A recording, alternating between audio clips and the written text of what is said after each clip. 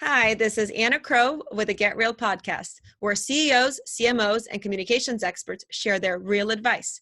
It's 6 questions under 9 minutes because we get to it real fast. So let's get to it. Hi, in a few short sentences, please tell us who you are and what you do. Hi, Anna. Thank you for having me. I am Amalia Moreno Damgaard. I am an award-winning author and chef entrepreneur with a prior corporate career. I help corporations bridge the knowledge gap and develop a broader understanding and appreciation of Latin cultural nuances through consulting as a spokesperson and through virtual gourmet experiences. I am also co-founder President Emeritus of Women Entrepreneurs of Minnesota, a nonprofit here in the Twin Cities fostering women entrepreneurship. Wonderful. I love your background. It's so diverse, and I'm so excited to have you on the show. Thanks for coming on. Thank you. Amalia, please tell us, what is the best thing about being a leader in your industry? For me, I think it's having the ability to have a tangible, meaningful impact on the food industry through Guatemalan and Latin American cuisine and culture. Also, having the ability to have an impact and help women entrepreneurs grow through mentoring. That's fantastic. You talk about women entrepreneurs and mentorship, and a lot of that requires connections. And I hear from other successful executives that creating authentic connections, whether it's team members, customers, cohorts, can be challenging with all the noise today. I'd love to hear your take on that. Yeah, for me, consistency is really important. I walk the talk. When I have clients and I perform services, I follow up the next day. This is for quality control. And I stay relevant by innovating constantly, by offering new ideas.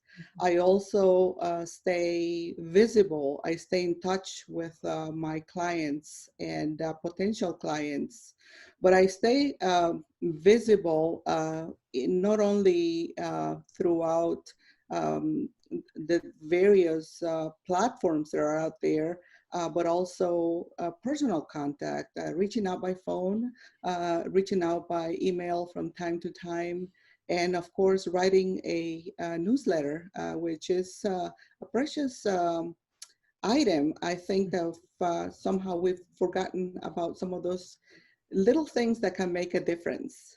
That's so great. It's those high touch points that you can create, right? And thinking a little bit outside the box and going all back to some of the traditional things that have worked for generations is still really great. So I love that. What other real advice would you give to other leaders? Is there anything else that you think is really important?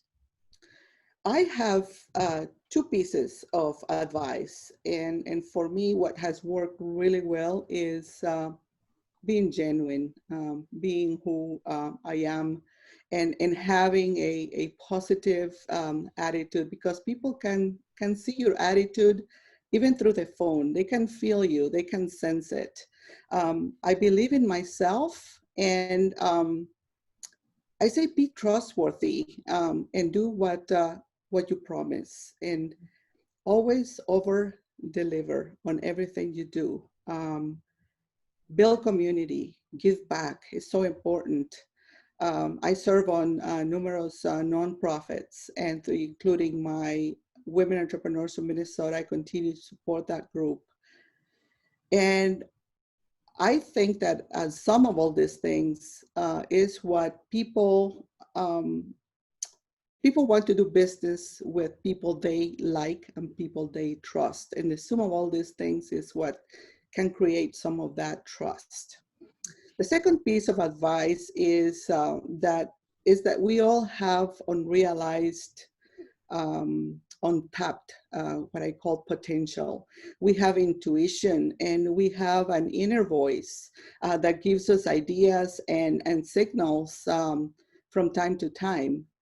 Listen to that voice and put it into action.